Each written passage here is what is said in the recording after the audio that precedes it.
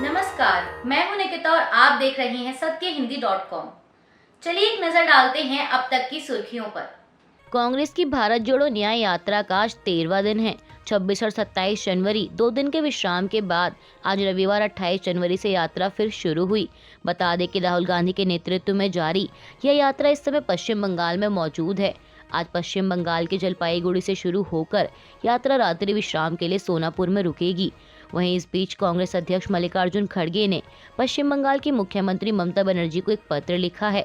खड़गे ने कहा है कि अब यात्रा अगले कुछ दिनों में बंगाल से होकर गुजर रही है।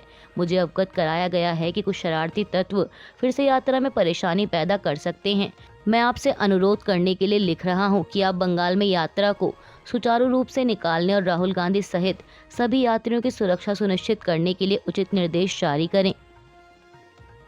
बिहार की राजनीति इन दिनों गरमाई हुई है। दरअसल मुख्यमंत्री नीतीश कुमार के एक बार फिर पाला बदलने की अटकलें जोरों पर हैं। कहा जा रहा है कि वे इंडिया अलायंस का दामन छोड़ एक बार फिर अपने पुराने साथी एनडीए के साथ जा सकते हैं।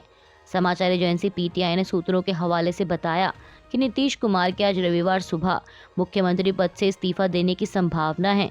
अमर उजाला की एक रिपोर्ट के मुताबिक नीतीश के करीबी सूत्र ने बताया कि नीतीश कुमार आज रविवार सुबह करीब 10 बजे जेडीयू विधायकों के साथ बैठक कर सकते हैं। इसके बाद वह राजभवन जाकर राज्यपाल को अपना इस्तीफा सौंप सकते हैं और शाम तक बिहार में भाजपा के समर्थन से नई सरकार का गठन हो सकता है। सूत्रों ने कहा कि राजनीतिक घटनाक्रम को देखते हुए रविवार को राज्यपाल सचिवालय को खोलने के लिए कहा गया है। वहीं मुख्यमंत्री नीतीश कुमार ने बिहार में जारी राजनीतिक उथल-पुथल पर अभी तक चुप्पी साध रखी है। बिहार के बदलते सियासी घटनाक्रम को देखते हुए वर्तमान में जेडीयू की सहयोगी आरजेडी भी एक्टिव हो गई है। नीतीश कुमार के इस्तीफे की खबरों के बीच पटना में बैठकों का दौर जारी है। इसी क्रम में कल राबड़ी आवास पर आरजेडी की बैठक हुई, जिसके बाद तेजस्वी यादव ने बड़ा दावा किया है। सूत्रों के मुताबिक उन्होंने बैठक में मौजूद पार्टी के नेताओं से कहा कि बिहार के मुख्यमंत्री नीतीश कुमार सम्माननीय हैं, लेकिन कई चीजें हैं जो उनके नियंत्रण में नहीं हैं। इसके साथ ही तेजस्वी यादव ने आगे कथित तौर पर यह भी कहा कि बिहार में अभी खेला होना बाकी है। बिहार में जारी सियासी उथल-पुथल के बीच कल शनिवार को पटना में बीजेपी विधायकों और सांसदों की भी बैठक हुई। बैठक के बाद जब बिहार बीजेपी अध्यक्ष सम्राट चौधरी से राज्य में जारी सियासी हलचल पर सवाल किया गया तो उन्होंने इस पर कुछ भी कहने से इनकार कर दिया। हालांकि चौधरी ने कुछ भी बताने की बजाय ये तक कह दिया कि बीजेपी जानना चाहती है कि बिहार की मौजूदा राजनीतिक स्थिति क्या है। राज्य की मौजूदा स्थिति जानेंगे तब तो कुछ फैसला लेंगे। उन्होंने कहा कि बीजेपी पूरी तरह अपने नेतृत्व आदरणीय नरेंद्र मोदी जी में आस्था रखती है।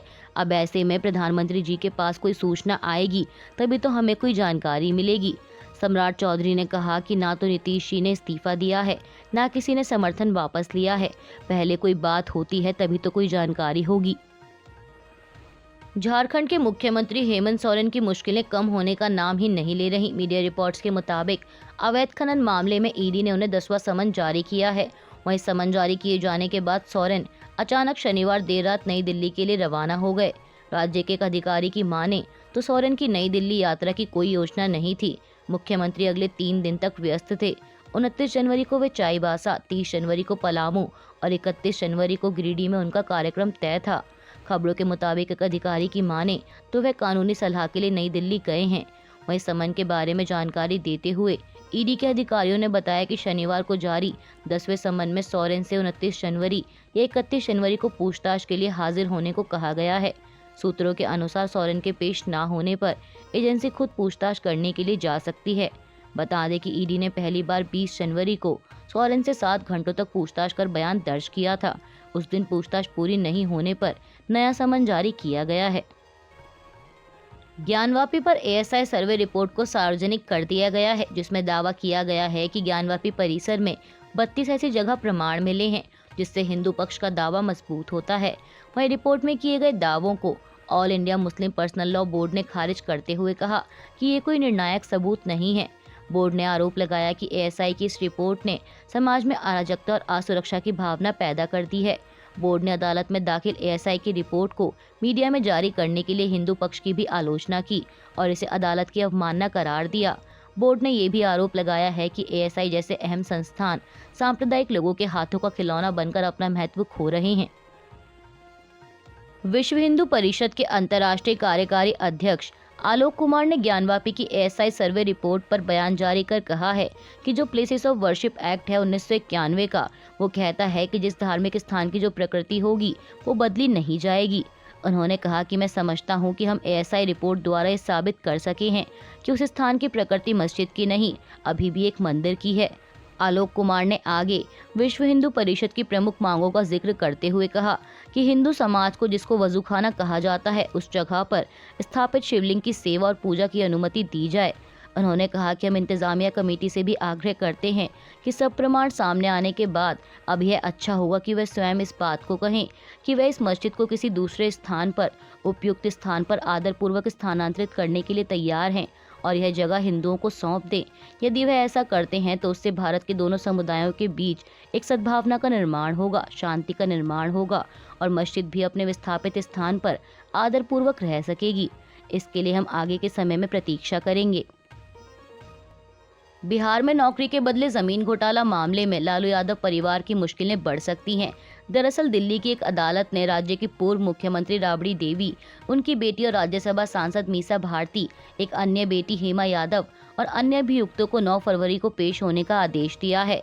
बता दें कि मामले की जांच कर रही ईडी ने इसी महीने कोर्ट के समक्ष एक चार्जशीट पेश की थी, जिस पर संज्ञान लेते हुए अदालत ने कल शनिवार को अभियुक्तों को समन जारी किए। वहीं स्पेशल जज विशाल गोगने ने अपने आदेश में कहा कि संज्ञान लेने के लिए पर्याप्त आधार हैं। गौरतलब है कि लोगों को रेलवे में नौकरी देने के बदले जमीन लिए जाने का मामला 2004 से 2009 में सामने आया था, जब लालू प्रसाद यादव रेल मंत्री थे। मामले की जांच सीबीआई और ईडी द्वारा की जा रही है। असम के मुख्यमंत्री हिमंता बिस्वा शर्मा ने एक बार फिर राहुल गांधी के बॉडी डबल को लेकर बयान दिया है। दरअसल उन्होंने कांग्रेस की भारत जोड़ो न्याय यात्रा के दौरान राहुल गांधी की ओर से बॉडी डबल का इस्तेमाल किए जाने का आरोप लगाया था। उन्होंने कहा था कि एक मीडिया संगठन ने दावा किया है कि राहुल गांधी अपनी बस यात्रा के दौरान बॉडी डबल का इस्तेमाल कर रहे थे, जिसका मतलब है कि जो व्यक्ति बस में बैठे थे और खिड़की से लोगों की ओर हाथ हिला रहे थे वह शायद राहुल गांधी नहीं थे। इस पर मीडिया से बात करते हुए सीएम शर्मा ने एक बार फिर अपने बयान को दोहराते हुए कहा कि मैं सिर्फ बातें नहीं करता हूं, डुप्लीकेट का नाम और यह कैसे किया गया मैं पूरा विवरण साझा करूंगा, बस कुछ दिनों तक इंतजार करें। राहुल गांधी के नेतृत्व में जारी कांग्रेस की भारत जोड़ो न्याय यात्रा के बीच कल 27 जनवरी को कांग्रेस ने अपना डोनेट फॉर न्याय क्राउड फंडिंग अभियान शुरू किया है। नई दिल्ली में कांग्रेस महासचिव जयराम रमेश की मौजूदगी में पार्टी के कोषाध्यक्ष अजय माकन ने इस अभियान की शुरुआत की। उन्होंने कहा कि अभियान के तहत जो व्यक्ति 670 रुपये उससे अधिक का डोनेशन देगा उसे गिफ्ट के तौर पर राहुल गांधी के हस्ताक्षर वाली टी शर्ट दी जाएगी।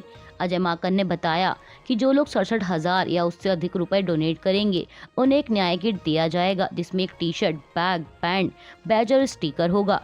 इसके अलावा वो लोग जो डोनेशन के तौर पर कुछ भी देना चाहते हों उन्हें राहुल गांधी के हस्ताक्षर वाला डोनेशन का प्रमाण पत्र दिया जाएगा।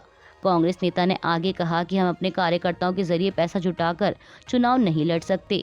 उन्होंने कहा कि अगर कोई सोचता है कि हम इस क्राउड फंडिंग के जरिए चुनाव के लिए अपनी सारी फंडिंग हासिल कर लेंगे तो वह गलत है। मणिपुर की कांग्रेस इकाई के अध्यक्ष केशव मेघचंद्र के साथ पिछले दिनों कथित तौर पर हुई मारपीट की घटना का हवाला देते हुए कांग्रेस अध्यक्ष मल्लिकार्जुन खड़गे ने केंद्रीय गृह मंत्री अमित शाह को पत्र लिखा है। खड़गे ने पत्र में अमित शाह से आग्रह किया है कि मणिपुर में लोकतंत्र और कानून व्यवस्था की बहाली के लिए उचित कदम उठाए जाएं।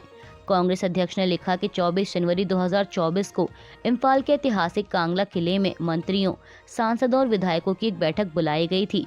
जैसा कि आप जानते हैं, इस बैठक के दौरान मणिपुर प्रदेश कांग्रेस कमेटी के अध्यक्ष और वांगखेम के विधायक केशव मेघचंद्र पर बेरहमी से हमला किया गया और उन्हें प्रताड़ित किया गया। खड़गे ने कहा कि केंद्रीय सुरक्षा बलों और खुफिया कर्मियों की भारी मौजूदगी के बावजूद यह चौंकाने वाली घटना घटी है। अब तक राज्य के मुख्यमंत्री और गृह मंत्रालय की ओर से इस घटना को लेकर कोई कार्रवाई नहीं की गई। भारतीय टेनिस खिलाड़ी रोहन बोपन्ना ने नया इतिहास रच दिया है। उन्होंने मैथ्यू एबडन के साथ मिलकर ऑस्ट्रेलियन ओपन का डबल्स खिताब जीता है। बता दें कि बोपन्ना ने ये कामयाबी 43 साल की उम्र में हासिल की और वो ऐसा करने वाले सबसे अधिक उम्र के खिलाड़ी हैं। फाइनल में बोपन्ना और एबडन ने इटली के सिमोने बोलेली और एंड्रिया ववासोरी की जोड़ी को मात दी और मैच को सीधे सेटों में 7-6 और 7-5 से जीत लिया। ब्रिटेन ने UNRWA यानी मध्य पूर्व के फिलिस्तीनी शरणार्थियों के लिए काम करने वाले संयुक्त राष्ट्र संघ की राहत संस्था को की जाने वाली फंडिंग रोकने का ऐलान किया है। बता दें कि ब्रिटेन ने यह कदम इसराइल के उस बयान के बाद उठाया है जिसमें उसने UNRWA के कर्मचारियों पर 7 अक्टूबर के हमले में शामिल होने का आरोप लगाया। ब्रिटेन ने कहा कि वो इसराइल द्वारा लगाए गए आरोपों से स्तब्ध है और उसने इसराइल के आरोपों की जांच के आदेश दे दिए हैं। वहीं UNRWA ने इसराइल पर हुए उस हमले में शामिल होने के आरोप में अपने कई कर्मचारियों को बर्खास्त करने का ऐलान किया है। बता दें कि गजा पर इसराइल के हमले शुरू होने के बाद UNRWA वहां के अब तक लाखों विस्थापित नागरिकों को मदद दे चुका है। अभी के लिए बस इतना ही। बाकी की खबरों के लिए बने रहिए सत्यहिंदी.com के साथ।